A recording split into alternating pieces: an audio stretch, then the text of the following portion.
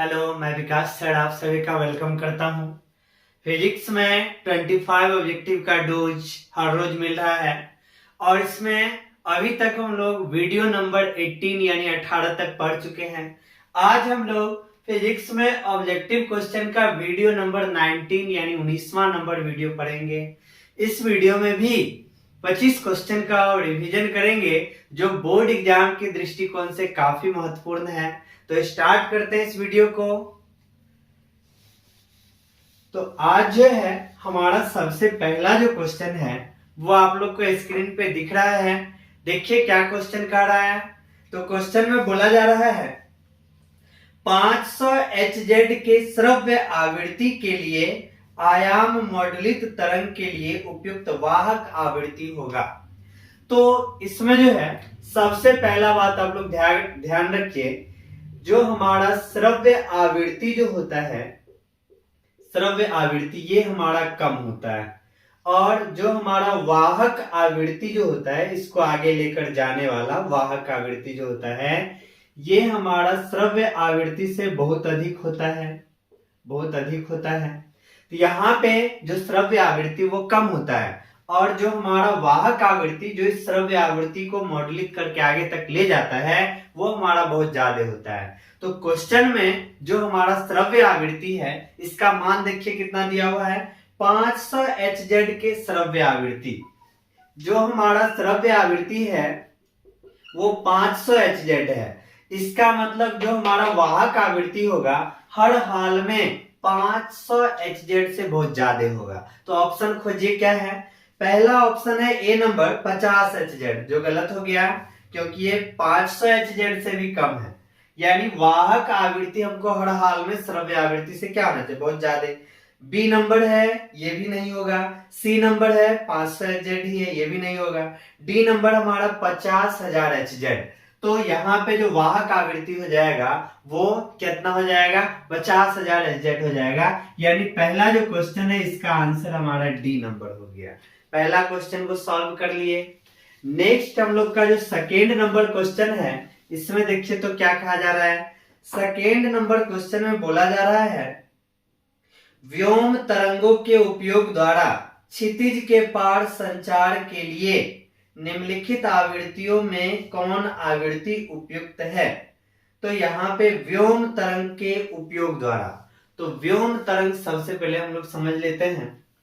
व्योम तरंग जो होता है, जैसे अगर हम लोग मान लेते हैं ये हमारा अर्थ है, अर्थ है, अर्थ पे दो एंटीना लगा हुआ है, दो एंटीना लगा हुआ है।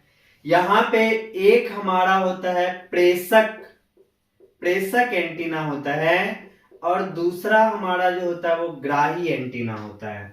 दूसरा हमारा क्या होता है, ग्राही एंटीना होता है। तो यहाँ पे एक एंटीना जो है अपने सिग्नल को प्रेषित करता है, छोड़ता है, और दूसरा जो है एंटीना उसको क्या करता है, ग्रहण करता है। तो यहाँ पे अर्थ से ऊंचाई पे जो है आयन मंडल होता है, आयन मंडल होता है। तो यहाँ पे क्या होता है कि जो हमारा प्रेषक एंटीना है ये अपने तरंग को छोड़ा, तो छोड़ने के बाद यहाँ से जो तरंग निकलता है ये इस आयन मंडल से टकराता है। टकराने के बाद यहाँ पे इसका अपवर्तन भी होता है और यहाँ पे परावर्तन भी होता है। अपवर्तन का भी घटना होता है और इसके बाद जो है परावर्तन का भी घटना होता है। तो अपवर्तन जो हमारा व्योम तरंग है वो अपवर्तित भी होता है, परावर्तित भी होता है। जब हमारा ये तरंग परावर्तित होके ग्राही एंटीना पे पहुंचता है तब हम लोग को कोई भी सिग्नल जो है वो रिसीव होता है। तो यहाँ पे व्योम तरंग जो है आयन मंडल से जो अपवर्तन या परावर्तन का घटना करता है। अब यहाँ पे हम लोग को क्वेश्चन में क्या कह रहा है ये देखिए। तो क्वेश्चन में बोला जा रहा है क्षितिज के पार संचार के लिए, मतलब तरंग को क्या करना पड़ेगा, परावर्तित होकर लौटना पड़ेगा तब हमारा संचार होगा। तो निम्नलिखित में कौन सा आवृत्ति उपयुक्त होगा। तो यहाँ पे जो हमारा 10 किलो Hz है, 10 किलो हर्ट्ज जो है ऑप्शन नंबर ए। तो यहाँ से जो हमारा प्रेषण होगा, जो सिग्नल जाएगा, तो 10 किलो हर्ट्ज जो है एच जो है ये काफी कम आवृत्ति हो गया, तो ये यहाँ तक लगभग पहुंच ही नहीं पाएगा, यानी बहुत कम आवृत्ति हो गया। फिर इसके बाद देखिए अगला हमारा 10 मेगा एच है, और फिर हमारा सी नंबर है 1 गीगा एच से 1000 गीगा एच। तो यहाँ पे 1 गीगा एच जो है इससे लेके 1000 गीगा एच जो है ये हमारा ऑप्शन सी और डी है। तो ये हमारा बहुत ज्यादा हो गया, बहुत ज्यादा आवृत्ति हो जाने के कारण इसका अपवर्तन हो जाएगा, ये आयन मंडल को पार कर जाएगा। तो पार कर जाएगा, लेकिन क्वेश्चन में हमारा क्या पूछा जा रहा है, संचार हेतु कितना चाहिए। तो संचार हेतु यहाँ पे सिग्नल को आयन मंडल से परावर्तन की घटना करके यहाँ पे ग्राही एंटीना तक पहुंचना है। तो ना ही बहुत कम होना चाहिए, ना ही बहुत ज्यादा होना चाहिए, यानी इतना आवृत्ति होना चाहिए कि यहाँ से टकराने के बाद फिर से हमारे ग्राही एंटीना पे पहुंच जाए। तो हमारा करेक्ट आंसर जो होगा 10 मेगा एच हो जाएगा, यानी बी नंबर जो 10 मेगा एच आवृत्ति वाला जो तरंग होगा वो यहाँ पे ग्राही एंटीना तक क्या होगा, फिर से आयन मंडल से परावर्तन होके पहुंच जाएगा। तो हमारा दूसरा का आंसर क्या हो जाएगा, बी नंबर हो जाएगा 10 मेगा एच। तो दूसरा का हमारा आंसर क्या हो गया, बी नंबर। अब हम लोग चल रहे हैं नेक्स्ट क्वेश्चन, इसको मिटा देते हैं। नेक्स्ट क्वेश्चन जो है हमारा थर्ड नंबर में क्या कहा जा रहा है, थर्ड नंबर में बोला जा रहा है टीवी प्रसारण के लिए जिस आवृत्ति परास का उपयोग किया जाता है। तो टीवी प्रसारण के लिए जान रहे 30 से 300 मेगा एच जो है ये टीवी प्रसारण के लिए उपयुक्त होता है। तो टीवी प्रसारण के लिए 30 मेगा एच से 300, तो ऑप्शन देखिए कौन सा है, तो ऑप्शन नंबर हमारा सी, तीसरा का क्या हो जाएगा, सी नंबर। तो सी टीवी प्रसारण के लिए जो है जिसमें हमको श्रव्य सिग्नल और वीडियो सिग्नल दोनों चाहिए, इसलिए 30 मेगा एच से 300 मेगा एच आवृत्ति चाहिए। तो सी हो गया तीसरा। अब हम लोग चल रहे हैं नेक्स्ट क्वेश्चन, चौथा नंबर क्वेश्चन में बोला जा रहा है पृथ्वी के किसी स्थान पर टीवी प्रेषण टावर की ऊंचाई 245 मीटर है। टीवी प्रेषण की ऊंचाई जो है, हाइट जो है एंटीना का कितना है, 245 मीटर, 245 मीटर है। यहाँ पे क्वेश्चन पूछा क्या जा रहा है, क्वेश्चन में बोला जा रहा है जितनी अधिकतम दूरी तक इस टावर का प्रसारण पहुंचेगा। तो यहाँ पे सबसे पहले देखिए हमको हाइट दे दिया गया है और पृथ्वी की त्रिज्या हम लोग को पता है 6400 किलोमीटर। अब कितना दूरी तक प्रसारण जाएगा अधिकतम दूरी तक, इसके लिए फॉर्मूला पढ़े D बराबर √2HR। तो यहाँ पे √2 हो गया, और ऑप्शन जो हमारा है किलोमीटर में है, तो किलोमीटर में तो इसको भी किलोमीटर में बदल लेते हैं। 245 मीटर है, इसको जब हम लोग किलोमीटर में बदलेंगे तो 245 गुना 10 के पावर -3 किलोमीटर हो जाएगा। अब यहाँ पे सब मान को रख देना है, हाइट यानी ऊंचाई जो हो जाएगा 245 गुना 10 के पावर -3 हो गया, और आर पृथ्वी का जो रेडियस है वो हम लोग 6400 किलोमीटर रख दिए। यहाँ पे अगर आप कैलकुलेशन करते हैं, कैलकुलेशन करने के बाद आपको आंसर आ जाएगा 56 किलोमीटर। यानी अगर एंटीना का जो हाइट है 245 मीटर है, तो ये अधिकतम प्रसारण जो है 56 किलोमीटर तक कर सकता है। तो 56 किलोमीटर आंसर आ जाएगा। देखिए कौन सा ऑप्शन, सी नंबर है। यहाँ पे चौथा का क्या हो जाएगा, सी नंबर हो जाएगा। 4 नंबर का क्या आ गया, सी। अब हम लोग चल रहे हैं नेक्स्ट क्वेश्चन की तरफ।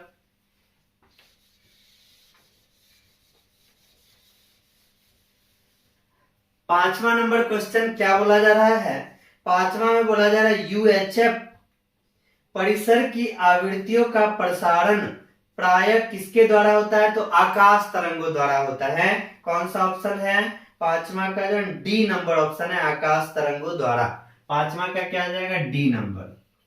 नेक्स्ट हम लोग चल रहे छठा नंबर। छठा में बोला जा रहा है लंबी दूरी तक रेडियो प्रसारण के लिए निम्नलिखित में से मुख्यतः किसका उपयोग किया जाता है। तो रेडियो तरंगों के प्रसारण के लिए आयन मंडलीय तरंगों का लंबी दूरी तक रेडियो प्रसारण के लिए आयन मंडलीय तरंगों, देखिए कौन सा ऑप्शन है, छठा का सी नंबर। छठा का क्या हो जाएगा, सी नंबर हो जाएगा।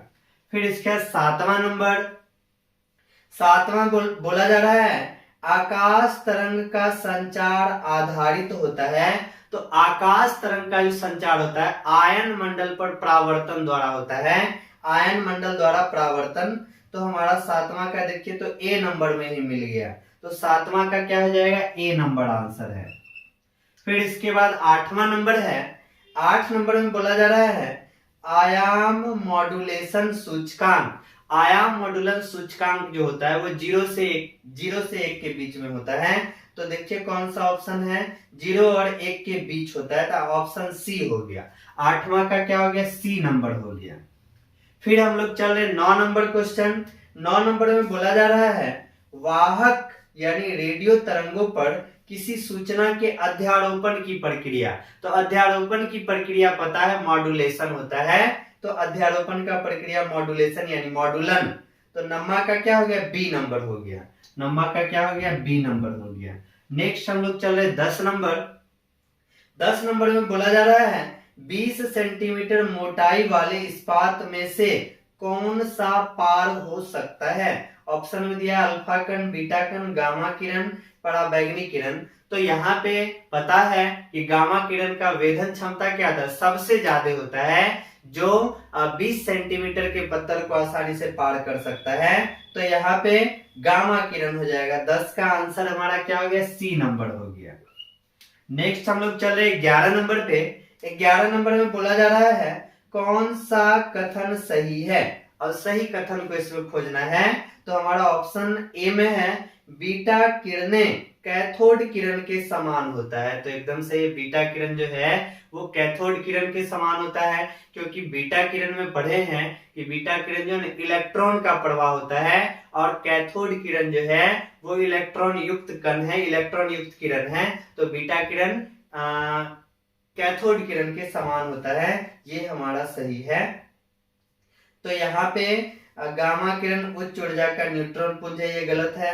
अल्फा किरण एकल आयनित, ये भी गलत है। अल्फा किरण तो द्विआयनित हीलियम परमाणु है। प्रोटॉन और न्यूट्रॉन का द्रव्यमान ठीक समान होता है, ठीक समान नहीं, कुछ हल्का फल्का लगभग समान माना जाता है। तो यहाँ पे हमारा 11 का ए नंबर ही आंसर क्या सही है, 11 का ए हो गया। नेक्स्ट हम लोग 12 नंबर पे चल रहे हैं। 12 नंबर में बोला जा रहा है बीटा विकिरण में उत्सर्जित इलेक्ट्रॉन की उत्पत्ति। बीटा विकिरण में इलेक्ट्रॉन की उत्पत्ति है, ऑप्शन ए है परमाणु की आंतरिक कक्षाओं से, गलत है। नाभिक में विद्यमान मुक्त इलेक्ट्रॉनों से, ये भी गलत है। नाभिक से निकलने वाले फोटोन से, ये भी गलत है। नाभिक के न्यूट्रॉन के विघटन से बीटा किरण क्या हो जाएगा, बीटा किरण पढ़े हैं ये नाभिकीय विखंडन की घटना होता है, यानी नाभिक के न्यूट्रॉन के विघटन से यहाँ पे प्राप्त होता है बीटा विकिरण। तो 12 का क्या हो गया, डी नंबर आंसर हो गया। 12 का क्या आ गया, डी। नेक्स्ट हमारा है 13 नंबर। 13 नंबर में देखिए रेडियो एक्टिव नाभिक से बीटा कण के उत्सर्जन के साथ साथ ऊर्जा तथा संवेग संरक्षण के लिए एक अन्य कण का भी उत्सर्जन होता है, जिसका विराम द्रव्यमान तथा आवेश दोनों ही शून्य होते हैं। इस कण को क्या कहा जाता है, एंटी न्यूट्रिनो। पढ़े थे बीटा कण के साथ जो है एक अन्य कण का भी उत्सर्जन होता है, एंटी न्यूट्रिनो। तो हमारा 13 का कौन सा आंसर आ जाएगा, डी नंबर में है एंटी न्यूट्रिनो। तो 13 का क्या हो गया, डी नंबर हो गया। नेक्स्ट हमारा 14 नंबर है। 14 में बोला जा रहा है Ne 1022 है नाभिक ऊर्जा अवशोषण के अल्फा कण तथा एक अज्ञात नाभिक में क्षय होता है। तो अज्ञात नाभिक है, यहाँ पे दो अल्फा कण निकलेगा, यानी हमारा यहाँ पे क्या है, नियॉन है और यहाँ पे 10 है परमाणु संख्या, द्रव्यमान जो है हमारा 22 है। यहां से कितना, 2 अल्फा कण निकलेगा, 2 अल्फा कण निकलेगा। तो अल्फा कण के बारे में पढ़े हैं, यदि एक अल्फा कण निकलता है तो परमाणु संख्या में 2 इकाई का कमी होता है। तो 2 अल्फा कण निकलेगा तो परमाणु संख्या में कितना कमी होगा, 4 कमी हो जाएगा। तो 4 कमी हो जाएगा, तो 4 करने के बाद जो हमारा परमाणु संख्या होगा ये कितना हो जाएगा, यहाँ पे 6 हो जाएगा। और 6 किसका परमाणु संख्या होता है, तो कार्बन का होता है। तो देखिए कार्बन कितना नंबर ऑप्शन में है, तो कार्बन हमारा जो है बी नंबर में है, इसलिए यहाँ पे 14 का क्या हो गया, बी नंबर आंसर हो गया। ध्यान रखिएगा, जब एक अल्फा कण निकले तो परमाणु संख्या में 2 इकाई का कमी और द्रव्यमान में 4 इकाई का कमी होता है। तो यहाँ पे कह रहा है 2 अल्फा कण है, तो एगो में 2 इकाई, तो दोगो में 4 इकाई, 4 यहाँ पे परमाणु संख्या घटेगा, तो 4 घटा दिए तो 6 आ गया। नेक्स्ट हमारा है 15 नंबर क्वेश्चन। 15 नंबर में देखिए, 15 में बोला जा रहा है रेडियो एक्टिव विघटन के फलस्वरूप यूरेनियम है 92 है और 238, यूरेनियम हमारा है 92 238, किसमें कह रहा है, का नाभिक PA91 234, PA है 91 है 234 है, इसमें कन्वर्ट हो गया। तो पूछा क्या जा रहा है, इस विघटन में उत्सर्जित कण जो है यहाँ पे पता लगाना है। तो यहाँ पे ध्यान रखिए, अभी जस्ट बताए हैं, अगर अल्फा कण निकले कोई भी अगर हमारा तत्व है, यहाँ पे अगर यहाँ पे Z है, यहाँ पे A है, तो ध्यान रखिए अल्फा कण के निकलने से जो हमारा नया परमाणु बनता है, इसमें परमाणु संख्या में 2 घट जाता है और द्रव्यमान में हमारा 4 घट जाता है। अगर कोई भी परमाणु है, यहाँ से अगर एक बीटा कण निकल रहा है, तो जो हमारा परमाणु संख्या है इसमें जो है 1 इकाई बढ़ जाता है, 1 बढ़ जाएगा परमाणु संख्या में, और द्रव्यमान जो है ना जैसा है वैसा ही रह जाएगा। यहाँ पे आप लोग इस बात को ध्यान रखिए, बीटा कण के निकलने से परमाणु संख्या हमारा 1 बढ़ेगा और जो द्रव्यमान है जैसा है वैसा ही रहेगा। अल्फा कण के निकलने से हमारा जो परमाणु संख्या 2 घटेगा, द्रव्यमान जो है 4 इकाई घट जाता है। तो यहाँ पे 92 है 91 हो गया, इसका मतलब 92 है तो सबसे पहले एक अल्फा कण निकला होगा, एक अल्फा कण के निकलने से हमारा परमाणु संख्या कितना हो जाएगा, 90 हो जाएगा। एक अल्फा कण निकला होगा यहाँ से, इसके बाद अब 90 है, फिर यहाँ पे 91 नजर आ रहा है, तो फिर एक बीटा कण निकला होगा, तो 90 से फिर क्या हो गया होगा, 91 हो गया होगा। यानी एक अल्फा कण निकला है और एक बीटा कण निकला है। अल्फा कण निकला तो 92 से 90 हो गया, एक बीटा कण निकला तो 90 से फिर हमारा कितना हो जाएगा, 91। यानी अल्फा कण के निकलने से 92 से 90 और फिर बीटा कण के निकलने से 90 से फिर 1 बढ़ गया तो 91, मतलब एक अल्फा कण निकला और एक बीटा कण निकला है। तो 15 नंबर में खोजते हैं कौन सा ऑप्शन है। देखिए यहाँ पे एक अल्फा कण एवं एक बीटा कण, तो आंसर बी नंबर है। 15 का क्या हो जाएगा, बी नंबर, एक अल्फा कण एक बीटा कण, 15 का बी नंबर। यहाँ पे ध्यान रखिए इस बात को, इससे रिलेटेड क्वेश्चन जो है निश्चित रूप से पूछ देता है। अब हम लोग चल रहे नेक्स्ट 16 नंबर क्वेश्चन। 16 नंबर में क्या बोला जा रहा है, 16 में बोला जा रहा है तत्व है x 84 है फिर 202 है, हमारा कोई तत्व है 84 है, यहाँ पे 202 है। इसके बाद क्या कहा जा रहा है, एक नाभिक पहले एक अल्फा कण और फिर एक बीटा कण उत्सर्जित करता है, परिणामी नाभिक की परमाणु संख्या पूछा जा रहा है। क्वेश्चन में कहा गया सबसे पहले एक अल्फा कण निकला, तो जो हमारा परमाणु संख्या है वो हमारा कितना हो जाएगा, अल्फा कण के निकलने से जो हमारा परमाणु संख्या है 84 है तो 2 घट जाएगा, 82 हो जाएगा। और यहाँ पे हमारा 4 घटता है तो 198 हो जाता है। कह रहा है फिर से एगो बीटा कण भी निकला है, बीटा कण जब निकलेगा तो 82 से फिर हमारा ये कितना हो जाएगा, 83 हो जाएगा। और यहाँ पे जो द्रव्यमान है इसमें किसी तरह का परिवर्तन नहीं होता है। तो हमारा जो परमाणु है, एक अल्फा और एक बीटा के निकलने से परमाणु संख्या जो हमारा कितना आ जाएगा, 83 हो जाएगा। तो 16 का देखिए कौन सा ऑप्शन, सी नंबर है, 16 का सी नंबर है, 16 का हमारा सी आ गया। नेक्स्ट क्वेश्चन की तरफ चलते हैं। नेक्स्ट हमारा है 17 नंबर। 17 में बोला जा रहा है नाभिक नाभिकीय अभिक्रिया में संरक्षित रहता है। तो नाभिकीय अभिक्रिया में क्या सब संरक्षित रहता है, केवल संवेग, संवेग तो संरक्षित रहता है, केवल आवेश, आवेश भी संरक्षित रहता है, ऊर्जा, ऊर्जा भी संरक्षित रहता है। यानी ये सभी नाभिकीय अभिक्रिया में सब जो संरक्षित रहता है। तो हमारा आंसर क्या आ जाएगा, 17 का डी नंबर हो गया।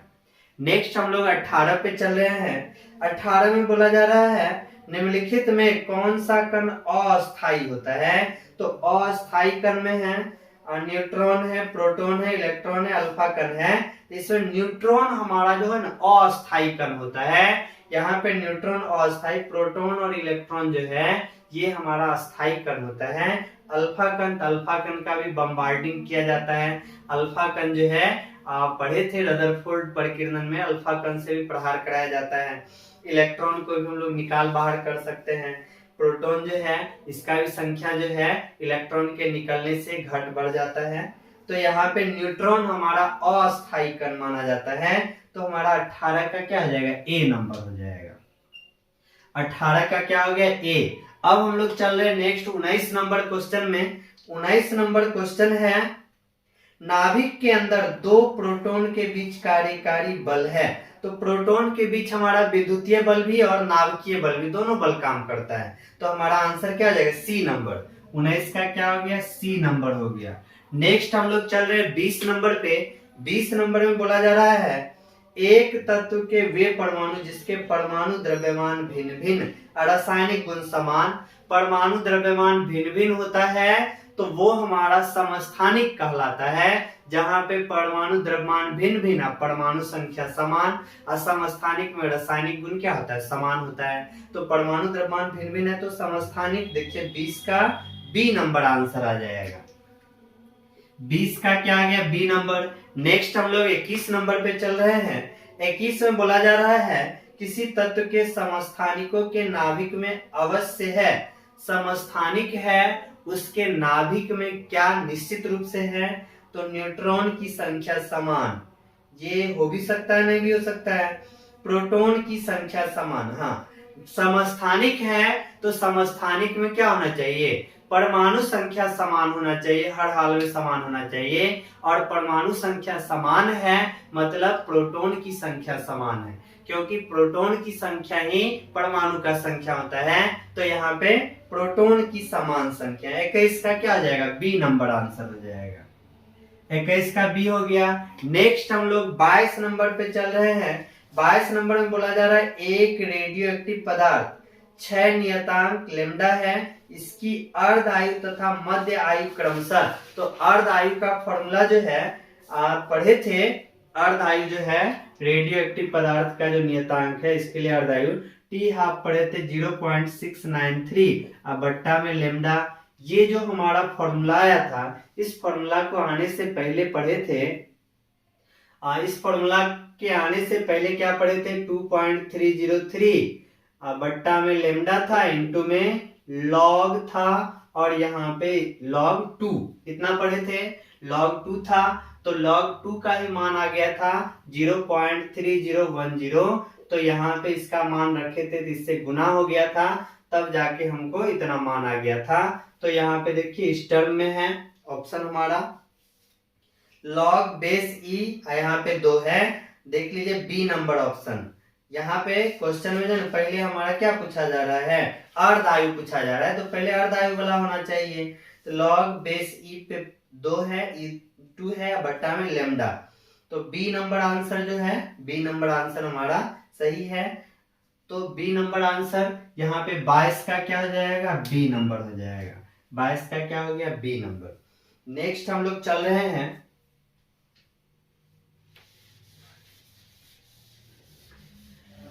नेक्स्ट हम लोग चल रहे हैं 23 नंबर। 23 नंबर क्वेश्चन में देखिए बोला जा रहा है एक रेडियो समस्थानिक की अर्ध आयु 5 वर्ष है, 15 वर्ष में क्षय होने वाला पदार्थ। अर्ध आयु जो है 5 वर्ष है और 15 वर्ष में कितना क्षय हो गया वो बताना है। तो इस टाइप के क्वेश्चन के लिए ध्यान रखना है, मान लेते हैं रेडियो सक्रिय पदार्थ जो इसका प्रारंभिक मात्रा 1 था और अर्ध आयु जो है 5 वर्ष है, तो पहला अर्ध आयु गुजरेगा तो अर्ध आयु मतलब होता है अपने प्रारंभिक मान का आधा हो जाना। आधा हो जाना तो एक का आधा कितना हो जाएगा, 1/2 हो जाएगा। और ये हमारा अर्ध आयु कितना 5 वर्ष है। फिर अगला 5 वर्ष में ये कितना हो जाएगा, अगला फिर से 5 वर्ष गुजरेगा तो यहाँ पे 1/2 का आधा कितना जाएगा, 1/4। 15 वर्ष बोला जा रहा है, तभी तक 10 वर्ष ही गुजरा है, फिर से 5 वर्ष गुजार देते हैं तो फिर से ये अपने का आधा हो जाएगा। मतलब प्रारंभ में 1 था, पूरा इकाई 1 था और जब 15 वर्ष हुआ तो मात्र 1/8 बचा। मतलब कितना भाग विघटित हो गया, 1 में से 1/8 कर देंगे तो 7/8 भाग जो है वो विघटित यानी समाप्त हो गया। 15 वर्ष में 7/8 भाग। देखिए कौन सा ऑप्शन है। तो यहाँ पे क्षय होने वाला पदार्थ पूछा जा रहा है 15 वर्ष में, सी नंबर आंसर। तो इसका देखिए सी नंबर, तो इसका क्या आ जाएगा, सी नंबर आ जाएगा। तो इसका सी आ गया। नेक्स्ट क्वेश्चन की तरफ हम लोग चल रहे हैं। नेक्स्ट हमारा है 24 नंबर। 24 नंबर क्वेश्चन में बोला जा रहा है 80 है स्टेटाइन की अर्ध आयु 100 माइक्रोसेकेंड है। 100 माइक्रोसेकेंड ध्यान रखिए। इसके नमूने की रेडियो एक्टिवता के अपने प्रारंभिक मान के 1/16 तक क्षय होने में लगा समय 1/16 तक। अब टी हाफ कितना है, 100 माइक्रोसेकेंड है। तो हम लोग स्टार्ट करते हैं। प्रारंभ में कितना है, 1 है और 1/16 तक पहुंचना है। पहला अर्ध आयु गुजरा 100 माइक्रोसेकेंड तो अपने प्रारंभिक मान का आधा हो गया। फिर से एक बार अर्ध आयु गुजरा, अर्ध आयु मतलब होता है प्रारंभिक मान का आधा हो जाना, तो फिर से आधा हो जाएगा, 1/4 हो गया। फिर से ये 100 माइक्रोसेकेंड गुजरा, अर्ध आयु पार किया तो फिर से आधा हो जाएगा। हमको बोला गया है 1/16 होने में कितना समय लगेगा, तो फिर से ये 100 माइक्रोसेकेंड गुजरा तो फिर से ये 1/16 यानी अपने का आधा हो गया। तो यहाँ पे देखिए स्टार्टिंग से 1/16 होने में कितना समय लगा, 100 फिर 200 300 और यहाँ पे 400 यानी टोटल 400 माइक्रोसेकेंड लगा, जिसमें ये प्रारंभिक मान से 1/16 हो गया। तो हमारा आंसर 400 माइक्रोसेकेंड। खोजते कौन सा ऑप्शन, तो ए नंबर में ही मिल गया। 24 का क्या हो जाएगा, ए नंबर हो जाएगा। 24 का ए हो गया। अब हम लोग आज के वीडियो का लास्ट क्वेश्चन 25 नंबर। 25 नंबर में देखिए तो क्या कहा गया है। 25 नंबर में बोला जा रहा है 4 अर्ध आयु के पश्चात एक रेडियो एक्टिव पदार्थ का अविघटित भाग रह जाएगा। मतलब कितना भाग बचा हुआ रह जाएगा 4 अर्ध आयु गुजरने के बाद। और ऑप्शन देखिए तो प्रतिशत में है। जब प्रतिशत में है तो हम लोग 100 से शुरू करेंगे। 100 से शुरू करेंगे यानी यहाँ पे 4 अर्ध आयु गुजारना है तो पहला अर्ध आयु गुजरेगा तो 100 से 50 बचेगा, 50%। फिर दूसरा अर्ध आयु गुजरेगा तो कितना हो जाएगा, 25 हो जाएगा। फिर तीसरा अर्ध आयु गुजरेगा, तीसरा अर्ध आयु गुजरा तो यहाँ पे 25 का आधा कितना आ जाएगा, 12.5। 4 अर्ध आयु बोला गया है, 1 2 3 गो तो हो गया। फिर अगर ये चौथा अर्ध आयु गुजरेगा तो 12.5 का भी आधा हो जाएगा, 6.25। यानी 4 अर्ध आयु गुजरने के बाद इतना भाग जो है ना बचा हुआ रहेगा 6.25%। कौन सा ऑप्शन, तो इसका देखिए ए नंबर है। 25 का भी हमारा आ गया ए नंबर। तो आज का 25 ऑब्जेक्टिव कंप्लीट कर लिए हैं। आप लोग मेहनत से पढ़ाई करते रहिए। बोर्ड में जो भी क्वेश्चन आएगा सबको बना के आना है। मेहनत करते रहिए। फिर हम लोग मिलते हैं नेक्स्ट वीडियो में। तब तक के लिए धन्यवाद।